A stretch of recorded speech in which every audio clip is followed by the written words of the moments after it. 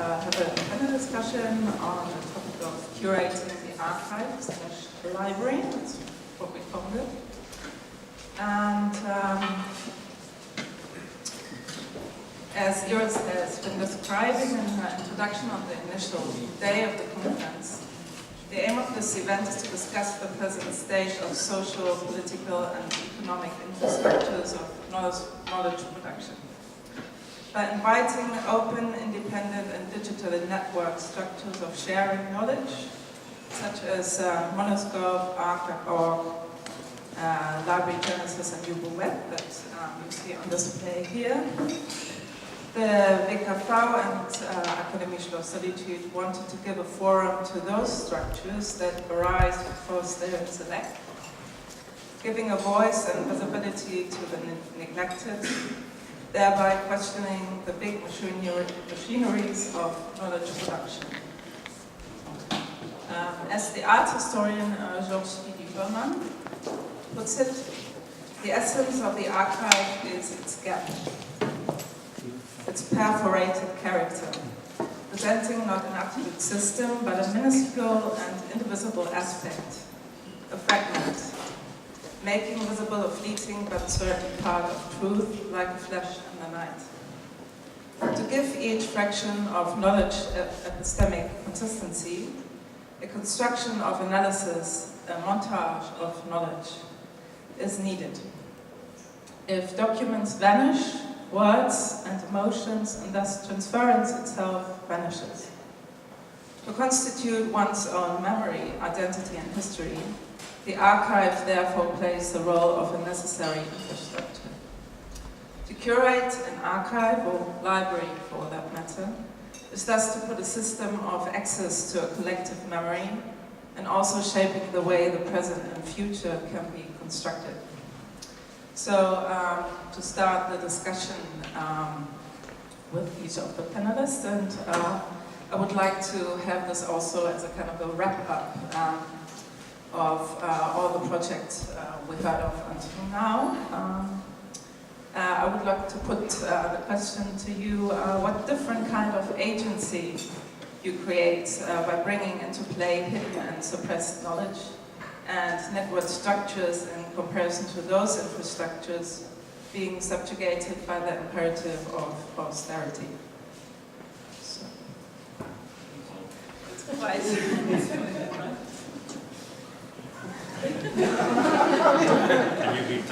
Shall I read it again for you?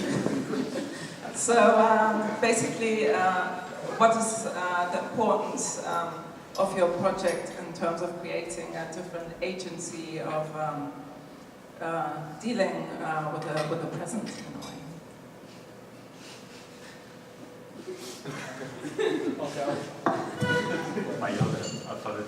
Yeah, I'll go from the extremes. It's therapeutic. It is a long-term strategy of performing short-term effects, and in this way expressing some emotion about,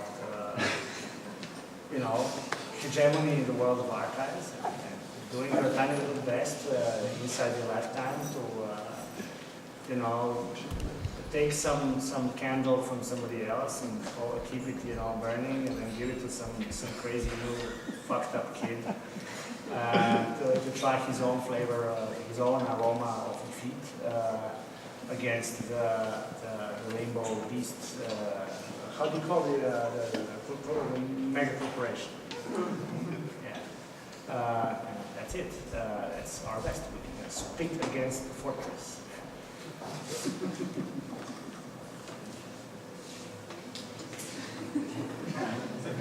You asked me.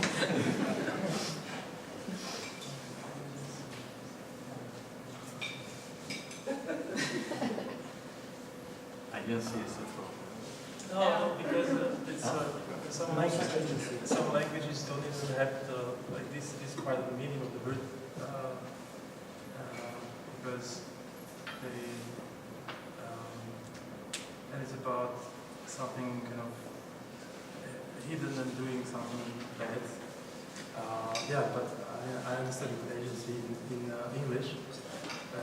So how can we talk about agency of websites having PDFs, making PDFs available to whoever can find them? That's our agency. At least logically, maybe it was. You used wrong words, and now metadata connected you to the drawing. Drawing coming. No, I don't think I can come up with anything at the moment. Okay, I'll add a little bit. You know, this acronym NSA, it stands for No Such Agency. Maybe this helps. Yeah, for me, your projects are so important because it allows a different kind of knowledge production. In a way, how to, I mean, if we start with a public library project and Marcell's differentiation between free access to books, the library catalog, and the librarian, in a way, it provides a completely different structure of this really narrow usage and also what we can find. We have like a digital written on the internet. I only, because I didn't know that there must be this panel this afternoon, but in any case, just talking about that different project, because I think when we start working, this is a pity that the Foucault did in '89, just in the moment that they implementing the internet like we know now, touch surfing or something like that, because maybe he will answer so many questions that we have now about controlling and about many things when there is no center in the information content. But I agree that you introduced for yours Didi Uberman, because it's something that I try to follow in the way of working also. I am totally disagree with his curatorial work, but in some point, in the sense that sometimes you were talking before about this poetical research and the poetic how you initiate this kind of atlas to order or interpreting our reality in the way that he said, no? The montage. This is something that I am following very well, because like Iris made the introduction to me this morning, like I am just recycling information. I am not producing like an artist. This is a question that if we are producing or not. But normally that I am doing it to recycling something that I find or found in internet, to put it in somewhere, and then try to interpret it like the post-capital archive. I put it in the exhibition because the people can take it and make another different interpretation than my interpretation. My interpretation is an interpretation. Also because to me this is very important not to work in the cover of the photo, but behind, in the structure, in the language. I think because it's a political position. We are not talking after the information technology society, whatever we can call, after this gap that we are into it. I think we are not talking anymore, I say, about the institution. The institution is something that starts to be more complex. More complexity because sometimes it's not something physical. It's not the museum, it's something that we are not, I said this morning, we are not visiting the museum or the archive or the library. We are living directly into the center of this kind of, it's not technically an archive, it's a chaos of information. We receive millions of visual input every day, so we need answer. And with the artists, we try to articulate that kind of language, to offer tools, to not to the public, the static public, but to the user of this sophisticated cultural process, to try to interpret in the reality in some way. in a different way than the archive, or well, it's a long discussion. I don't want to take it so long. How would I say that? Yeah. I just would like to make a suggestion, because Dusan did not speak about monoscope. Yeah. So I think it would be very helpful if you would briefly describe monoscope and maybe talk about the motivation behind it, how it evolved, and what you think, what it's providing. I think it's really important. Don't say no, please. Say yes. Or maybe. Yeah, I mean, sometimes I get invited, why don't you present monoscope? But that's also, I don't think I can say anything new which is not already on record. And I mean, since this setup is I mean, we all sit here and so on, but I mean, what remains besides us is videos or like these things, then I feel kind of a waste of time to kind of repeat things which are already said, which I don't want to kind of. What does the audience? Instead of saying all of that, you just said what monoscope is. Yeah, but I mean, it's written there. And, but I mean, what can I say? It's a website with a lot of texts which are kind of organized in a way that is constantly changing, and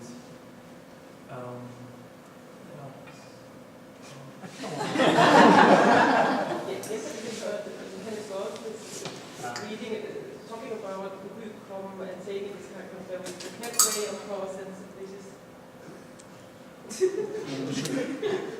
That this is just his personal taste, etc., etc. So, I mean, in the idea of agency, so you're all doing something which is not just because you like to do it, I guess, because you have a certain idea behind it, so or there you have an interest in it, or you, so there would be, and I don't know if everybody in the public really knows what monoscope is, but maybe if you don't want to explain, but maybe what's the idea behind it? So. Idea behind. Why do I do it? Yeah, I mean, when I was in, Novi Sad, I started to talk about me sitting on a lap of my grandmother, and she would read a book to me, and I was, I don't know, 3, 4. It's through the voice of my mother now, and then I would, okay, it's my turn, and then I would take the book and I would follow the line as if I'm reading, and I would be saying it. So, of course I didn't know alphabet. So, as soon as I learned it, alphabet, I forgot this skill. So, it's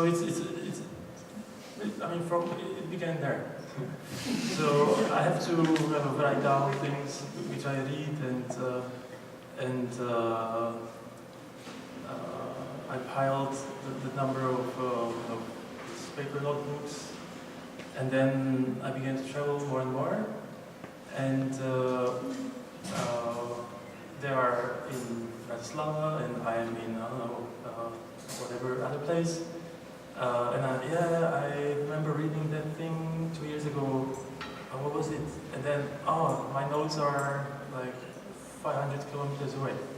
So, so then there was a turning point to, okay, I have to read differently, to make notes, or read, it was mostly reading, make notes differently. So I would kind of force myself to make notes on computer.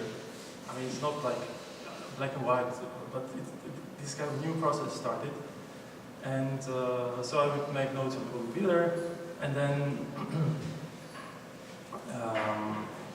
there was another, I mean, pretty much the same problem, because these text files would end up over years on external hard drives, which are again in like this or that city, and basically the same thing. So then I was kind of, okay, let's use the web.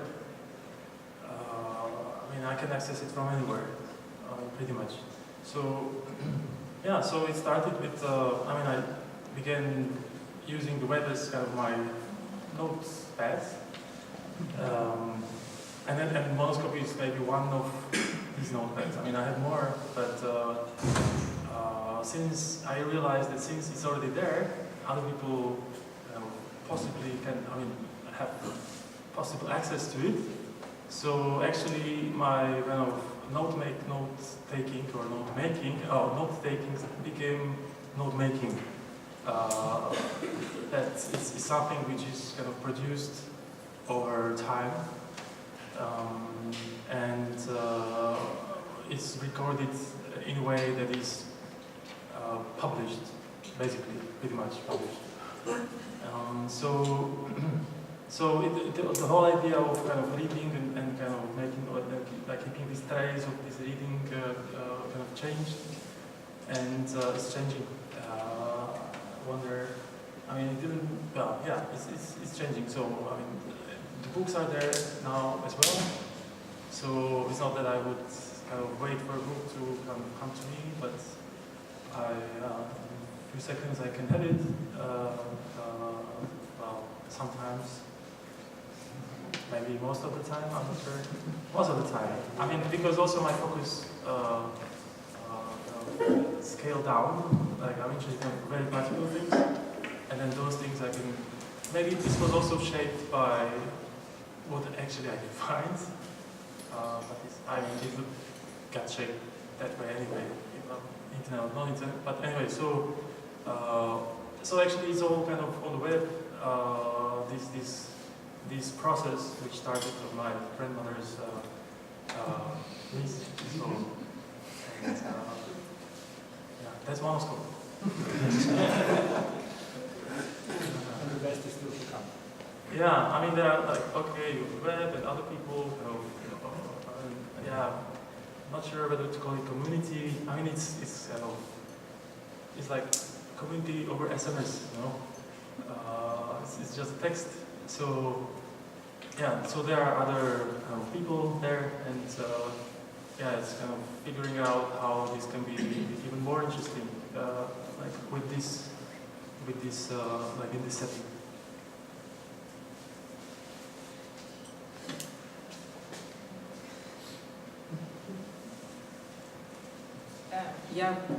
What I find important with Monoscope is, and also with other projects, it's that it shows the kind of process of your individual knowledge production. When you do a search on Wikipedia, you lose the path that you have taken in a way, and you forget kind of the knowledge that was there before. And it's very, very quick. So with your website, it's enough context, you can see the path.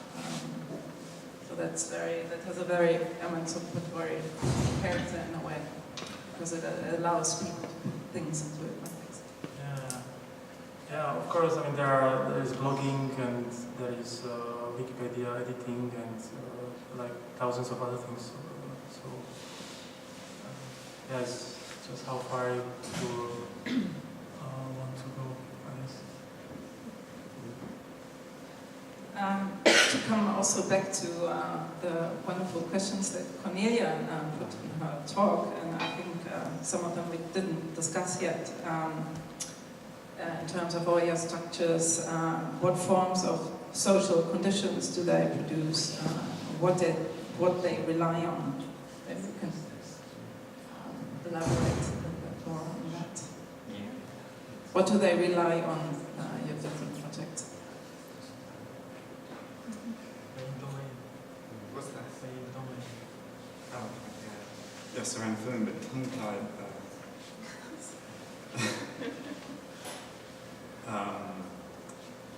The domain, paying the domain. Okay. Of course, I don't do that. Kind of the labor involved. Okay, thanks. Yeah. It's sometimes difficult to get started in front of you have to put them to. Yes, so art, for instance, relies on, it relies on thousands of people who are doing what's now sort of automated in a nice way back there at the back of the room with those book scanning machines. But yeah, really, these conferences are my first experience ever seeing something so nice as that. Usually it's more of a struggle with a old scanner, and then a real sort of struggle with software. And then there's other people who go to great lengths to strip out certain metadata from digital files. It might be identifying or something. So there's a lot of sort of work that's involved, and even the production of these digital objects that get shared and circulated. So it relies on that. It certainly relies on a lot of programming labor, which is sort of, I think, always left out of discussions around piracy, is that actually the accumulated kind of work and effort of these systems to begin with, sometimes on the scale of a book or a series of books. The amount of lines of code and the amount of hours and that certainly if you accumulate all the libraries that they depend on, then we're talking about each platform being kind of an encyclopedia itself. And that's even before getting to it relies on a sort of publishing industry.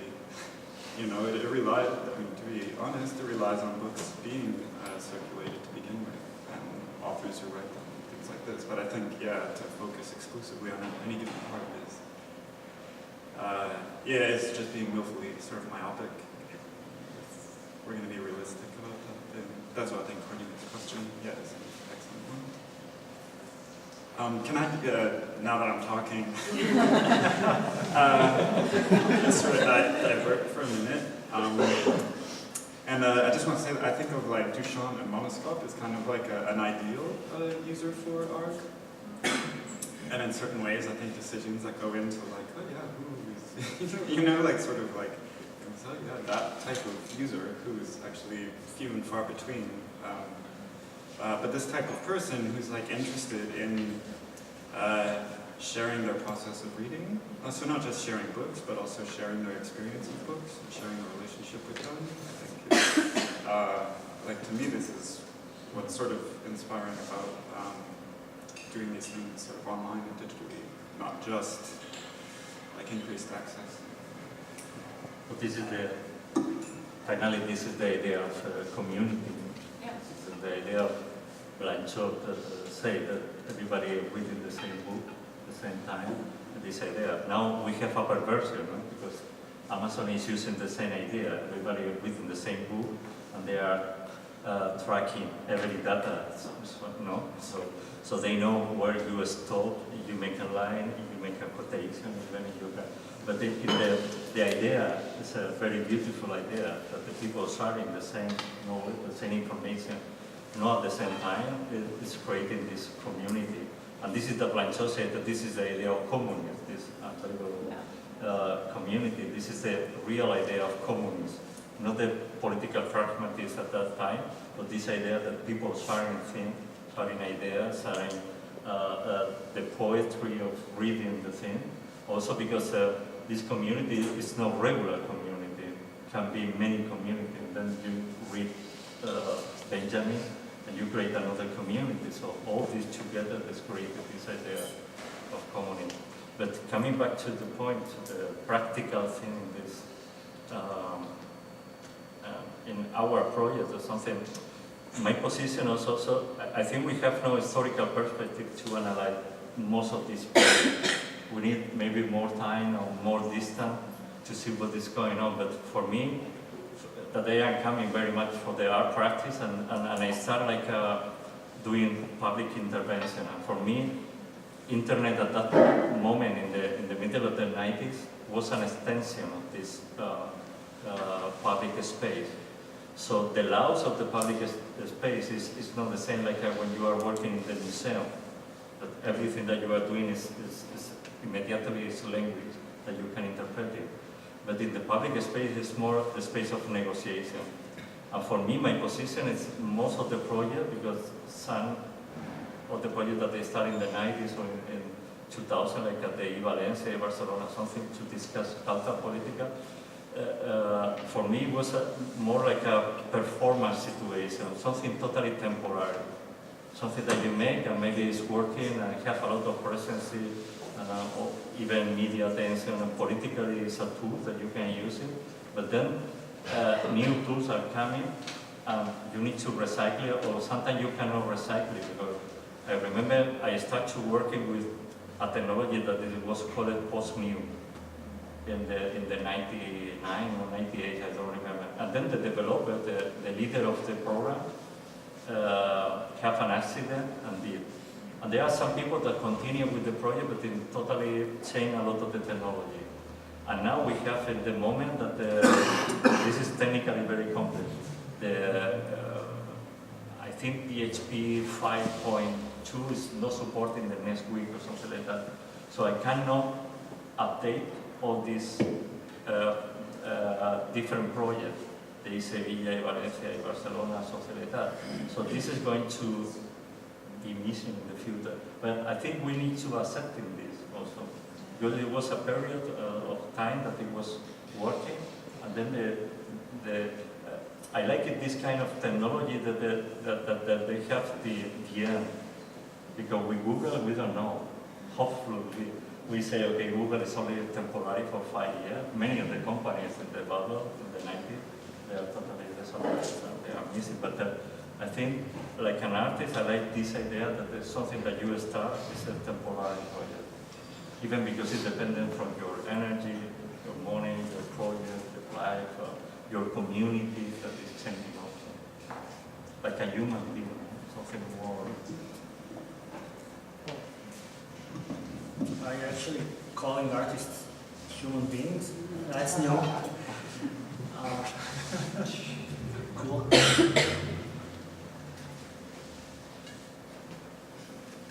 Yeah, I also, in your talk, Sean, I really like the combination of the locality of the public school together with this network infrastructure, and also with your project. It's very, where's the best place for these structures to be actualized in a way? I mean, is it the museum, or is it another space? Where do you think? Where's the best one for that?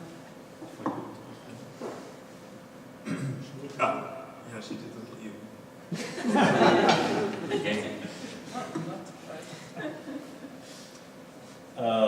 It depends on the project. No, it can be, what is the best place or something? You are working with I mean, there are projects that they are totally delocalized. You can work. It depends, I think, when I was talking this morning about new cartography, there is in terms of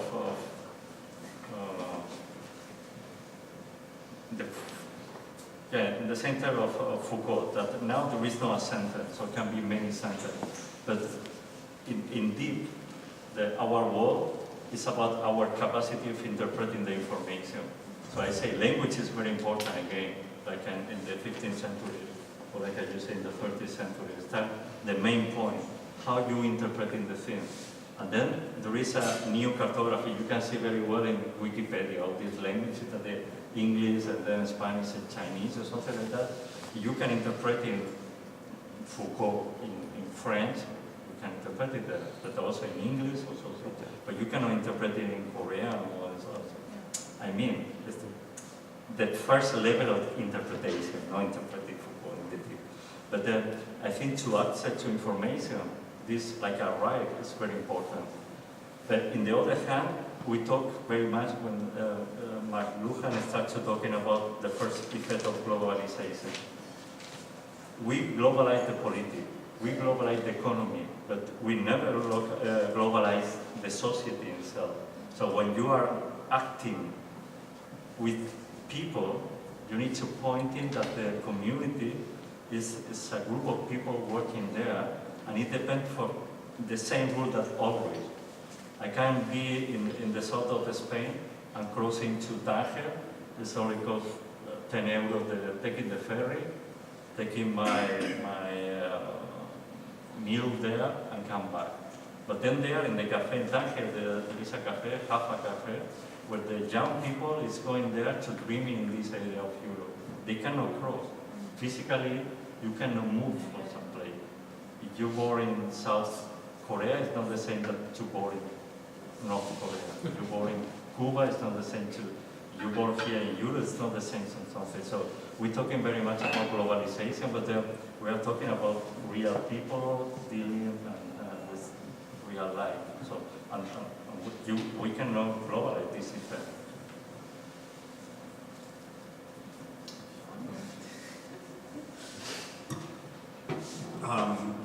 Yeah, maybe to go back more to your question and follow up on what you were saying. But what you said at the beginning was that it depends on a project, with projects that sort of coexist online as well as locally, like the ones we're particularly talking about. Of course, it depends on the particularities of the project as to whether they belong in certain places. And so immediately when you ask the question, then I shake my head. No, it definitely doesn't belong in a museum.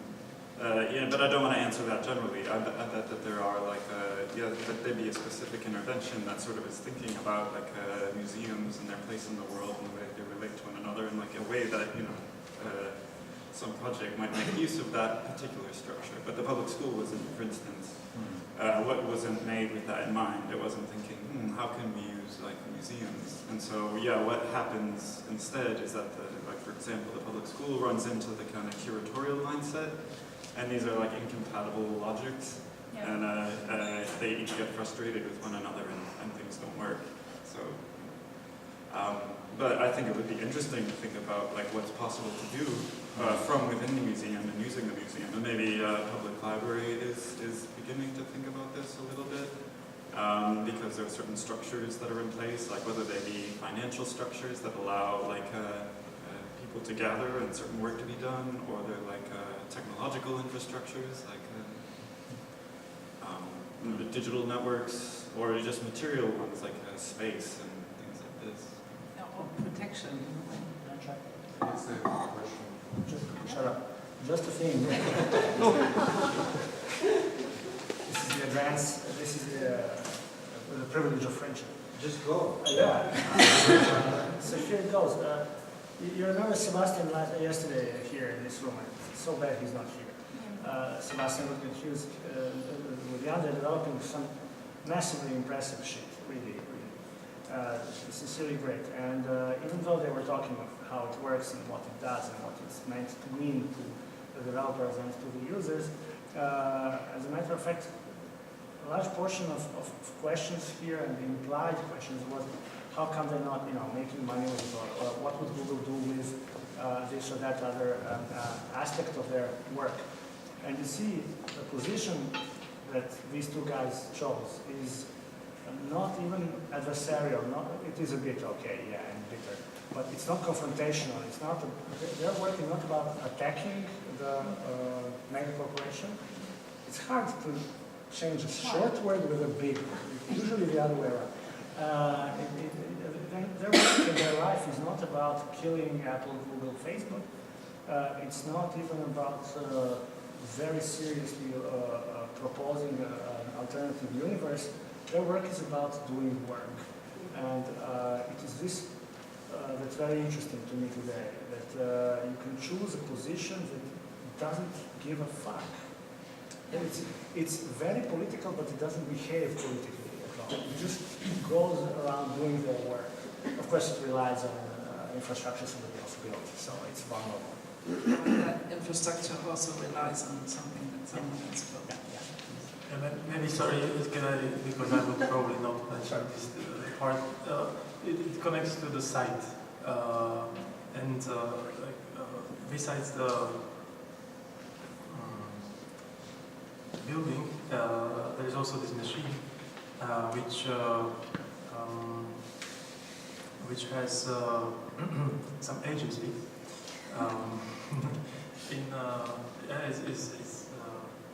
That's quite important.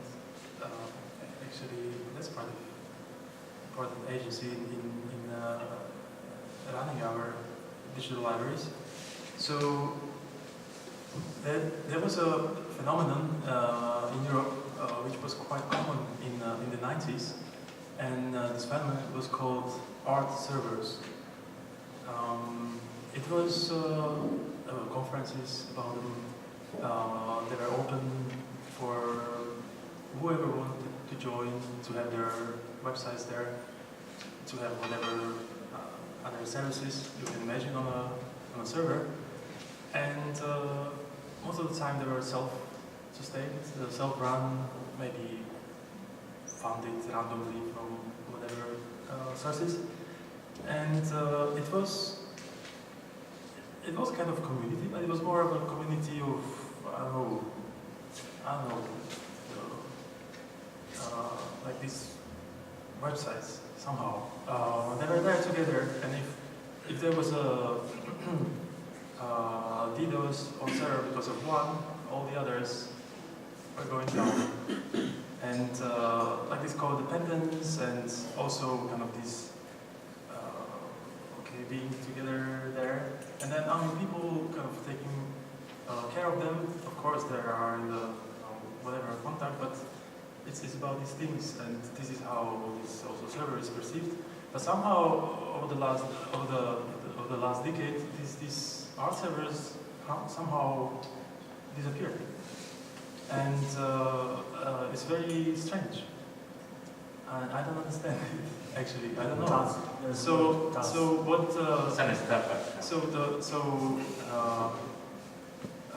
Monoscope is part of what we can say is part of our server.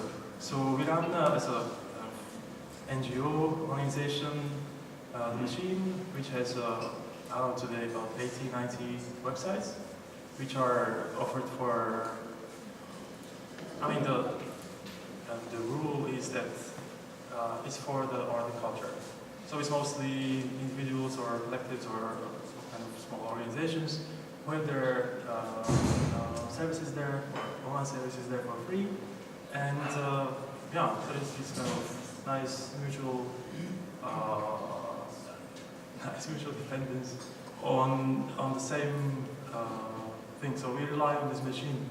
And we want to kind of keep it living. So yesterday when there were, I don't understand, it never happened before, but there were DDoS or like these attacks on the server the whole day. So it was going down, I think, about 20 times over yesterday. So I'm really sorry. I think it was because, I don't know, actually, I don't know. I don't know, it never happened before.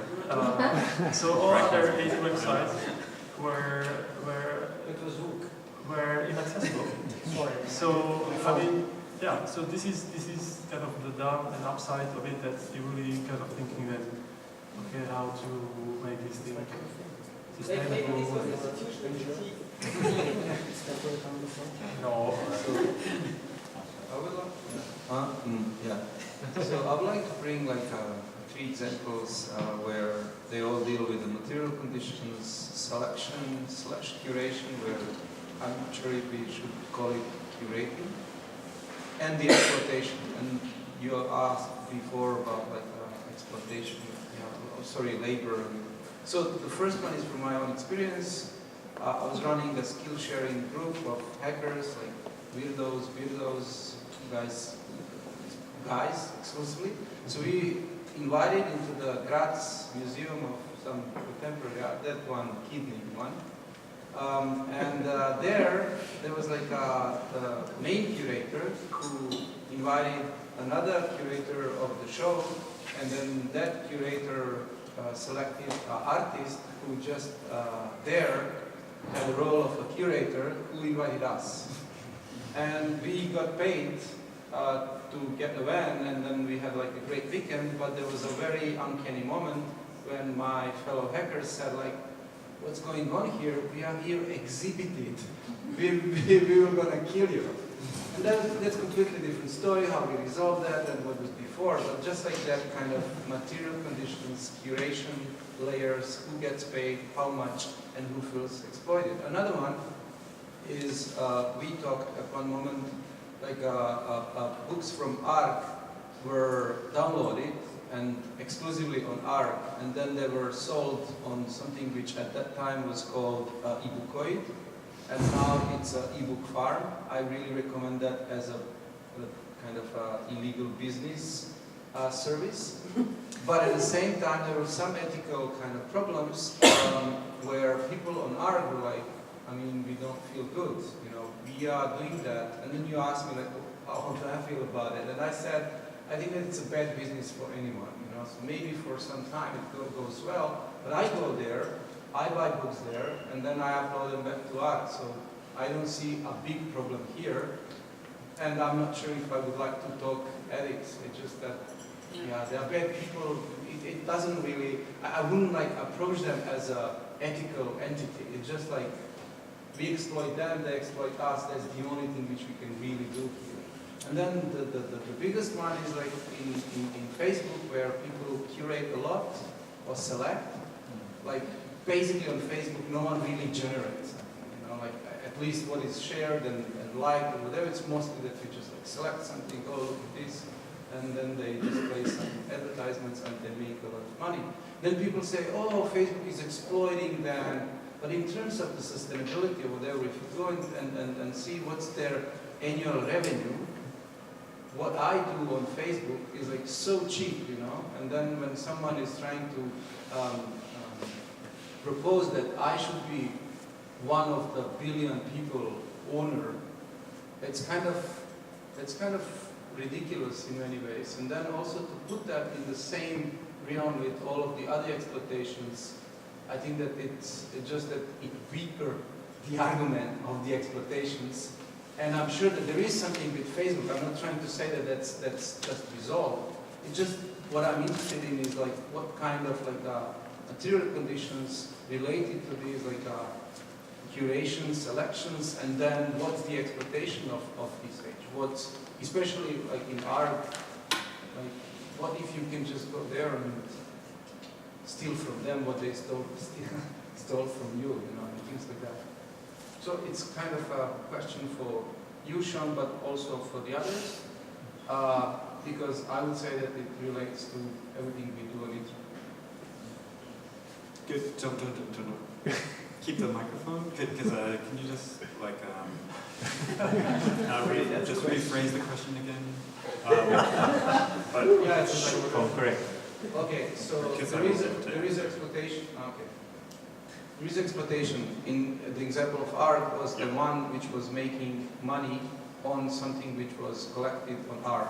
I can imagine that something of that kind can happen to Monoscope, for example, because there is a great editorial kind of work there, and then someone can just like make money out of it. And that's one example of the exploitation. So what's that? Your question is like because you don't want the question to be an ethical question. Like that, so how do you see these relations? How do you see the like use of internet today? How much of that kind of activities and like curations, and then at the end, someone basically gets the surplus value, and should we call it exploitation or not? Because the word exploitation is used a lot, especially in the case of Facebook. yeah, I don't know how to answer the question, like, but I think that in each of the cases, yeah, it's its own case. Like, for example, in Facebook, I think that making an argument like as if we're workers, like to me, it doesn't make much sense. Like to phrase things in that way. To me, personally, I think phrasing things like in such a way, like almost that we're like citizens or something, and that we deserve a certain set of rights. You know, like to me, this makes a bit more sense. So rather than trying to get paid like a quarter every week because of like the posts that I've made, like I'm not that interested in receiving that quarter. But I am more interested in having like a real effect on privacy policies, because like there's a real accountability to me and people who are using it. So, but yeah, in terms of like the example of ARG and like people are obviously engaged in an activity that violates the contract on the first page of a book, or, you know, like when they scan something and share it. And then the ebook company is maybe violating a certain unspoken, you know, rule that those people, when they uploaded it with the faith that something would happen, and then something outside of that happened. So there's a violation there. Yeah, I mean, I agree that it's kind of like, from a pragmatic perspective, what can happen probably will happen. Yeah, and you know, where do you go from there except have have kind of like debate about it, and but I don't think we're going to like implement policies or like make a new law or or something like that will like will resolve it for all finality, so we never have to speak about it again. But, so you can see now in the way that I'm responding to your question exactly how I can't really concisely answer your question. Like for me, always like it's difficult to generalize in these ways, and I can only really think about specificities. But you're much. You seem much more capable. Maybe very short. Maybe it's stupid. I'm not sure, but maybe a very short is also to say to share means a certain risk to be abused on the other side of what you give in. So there is no. If you want to avoid that, you don't share. I think it's a very simple. But I want to refer to this question of the artist servers, the art servers and things like that. This was also something I followed up also over the 90s, and I immediately was thinking, okay, there is an example when the first mass media like video art came on the spot, and you have all these distribution structures. And now I make a big jump 2 years ago. 3 years ago, 4 years ago, the right-wing government in the Netherlands took over. And they said art practices is a hobby of the bourgeois left. And then, as one example, they closed down Montevideo, one of the eldest archives for media-based distribution structures. So of course we can think that in our individual context what we are doing, but on the other side we have to speak about the politics because this field is not given by or we can't access the resources which are normally possible if we don't influence also the political side. Because if we entering the institution, and I would say Sebastian has really, I sometimes have the feeling he has no idea what an institution is. That makes it easier to criticize it. If we want to entering the institution, we have, in the same moment we have to politicize the institution. If not, we will enter in the same trap like Montevideo.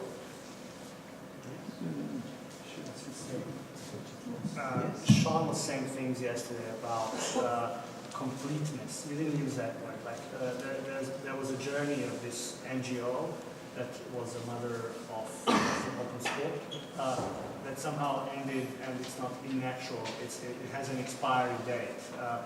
We all read The Bearded Gentleman from New York, the temporary autonomous zone stuff from the 80s. It was a Bible for our squatter friends in Holland, with whom we then did all this internet stuff in the 90s. 5 minutes. And It's a podium. I'll make it slightly short. And we were all fed temporary autonomous zone with a mother's milk, as the expression goes. And in the 90s, with art servers, we had several, let's say, phases. Most of the people in the room, I see representatives of at least 3, but there's surely more. We all knew at the time, we were completely 100% aware that this has an expiry date. There was no illusion of building an internal archive or internal accessibility platform or anything like that. So I wouldn't call it a defeat, I would call it an action. And yes, it is kind of unfortunate when you think of an expiry date of an archive, of burnt libraries, or thrown away chunks of Moganeum, and things like that, but I guess we should also perceive that as natural, unfortunate. It's kind of Darwinistic and it will be ugly, and not super subtle, but it's a reality. And yes, then politics come to play.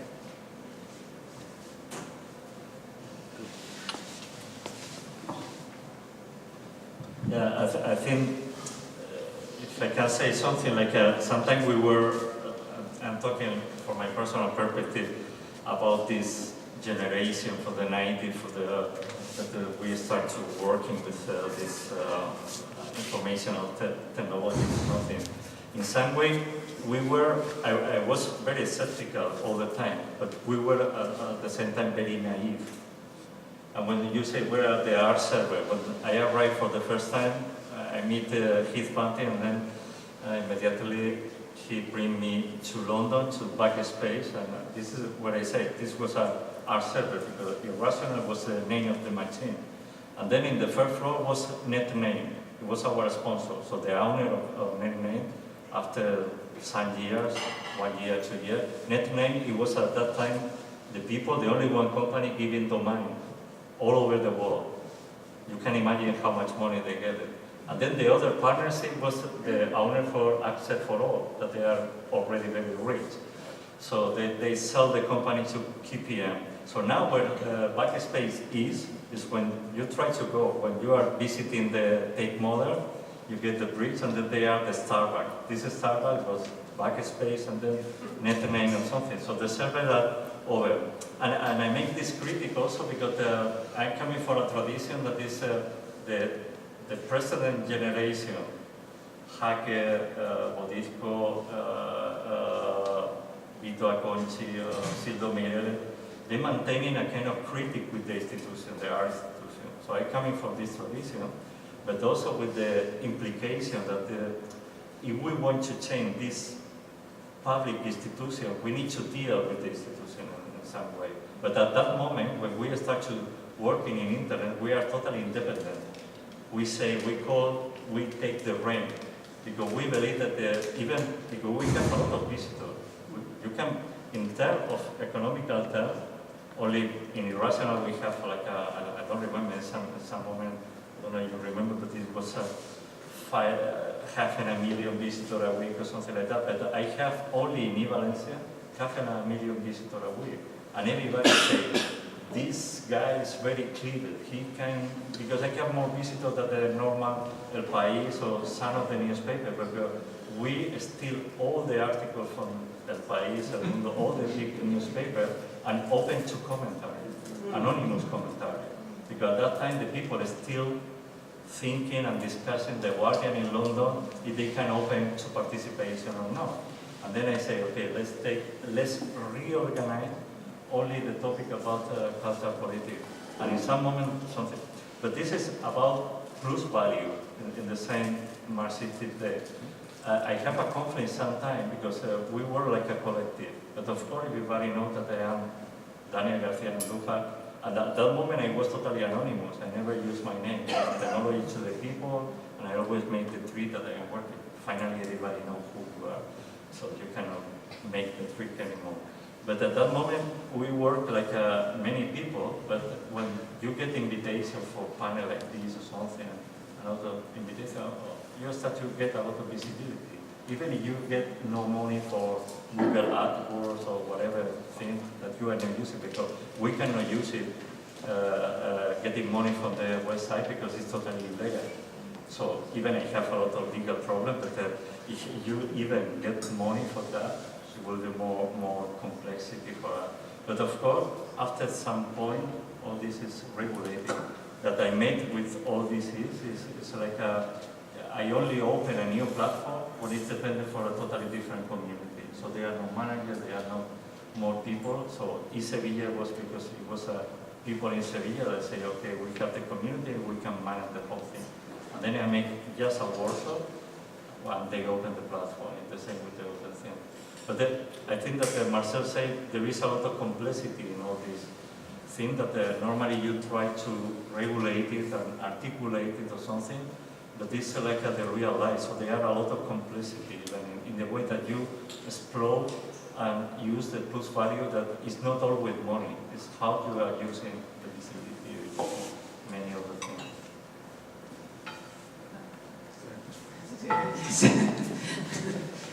And I would like to come back to the politics of selection. Because I think, you know, when we use the word curating, we end up in discussion about curation in itself. But I'm just thinking about, and Daniel, maybe you can help me, the editors in Madrid, the activist editors, Traficantes. Yes. So we were talking to them about how they made their books, but then at some point someone said, since the crisis, we sell, I think, 15% more books, because, and then he said, our books are tools, or no, actually our books are bricks. And I liked that they said that actually their books, their collection of books was much more useful now than it had been, let's say, 5 or maybe 10 years ago. So I was curious about let's say, the use of your selections and how you think about that, you know? Like in the sense of bricks and tools and to respond to what's happening today. Short answers. Yeah, that's very short. I explained this morning that also I am working in a gallery that is You got more time because this question is skipped. Okay. No. I only need 2 minutes because also the galleries that I am working is the owner of Periférica, and I explained this morning that this also there's a new business in the publication. So even during the crisis, because this morning I put this example of editing again Gerber, translate from French, something that is from the 18th century or the 19th century, something you keep in mind that we have because the next year we are waiting for all that the Franco, the Legion Condor and the Aviazione Legionaria Italiana killed during the Civil War, because the next year García Lorca, Miguel Hernández will be freed after 80 years. So if you republish this, is that happening here with the Capital? You remember when we made Post Capital? When I made Post Capital the first time in Barcelona, the people say, it's not about Post Capital, it's Post Communism, or something like that. And I said, no, we're talking about this effect, the new capitalism, something like that. And then we are right in the Frankfurt Fair, everybody that have the Capital edited, it's not right. They sold out all the stock that they have. Many people in different languages, because become the crisis in 2008. 2008. So I think the model is totally different model. You want to sell 50,000 books? No way. This is in 2 hands. Random House Mondadori is controlling the whole in Europe, and there are 2 or 3 companies like a bank, so like another kind of business. But did you, for example, for us in Spanish, this is a privilege. You editing, the Periférica is editing the same, because Traficantes de Sueños they put for free. So they put the PDF immediately online. But then you are asking for 10 euros for a book. You can sell 1,000 and 2,000 and 3,000. And Periférica is publishing people from Colombia, from Venezuela, from something like that. And they study. Sometimes you have a successful and you sell 10,000. But normally it's another kind of politics and another kind of business and another kind of economy. And I need to adapt into this. Or you want to be a García market or something, it's quite different. It's quite different. Well, I attempted to,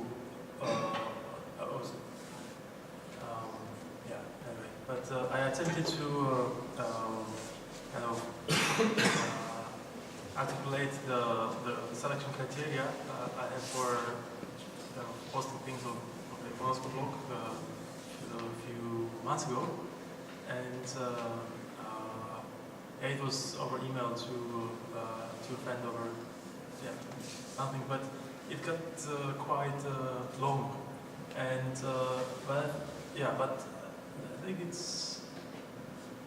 I kind of succeeded, and I showed, wow, yeah, this makes sense.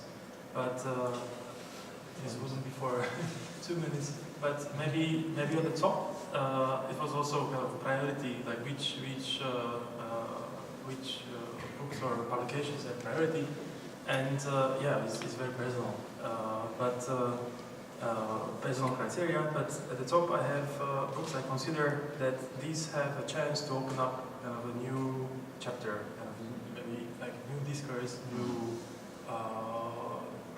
change really perspective on things. And these books are published maybe once in 10 years. So it's, from my criteria. But these are certainly, okay, I'm waiting for these things to happen, so that, okay, these should be there. And then the second one was the publications which are on the borderline between what is already kind of disciplined, between disciplines, and they kind of open up the discipline for a translation to a different one. So this also requires kind of orientation about what is going to be published and where, and also my overview is very limited, but I work with what I have, what I kind of know. So this is maybe most of the publications, or maybe kind of third. But this is just something that I tried for the first time a few months ago, but it's normally totally intuitive, so it would certainly change. And there were many other things, but just to say something. Okay. So that's a clear hint. So we change a little bit the setup, and then we go. We have a little break or not? Little. Setup break, and then we're going on with the next 10 minutes.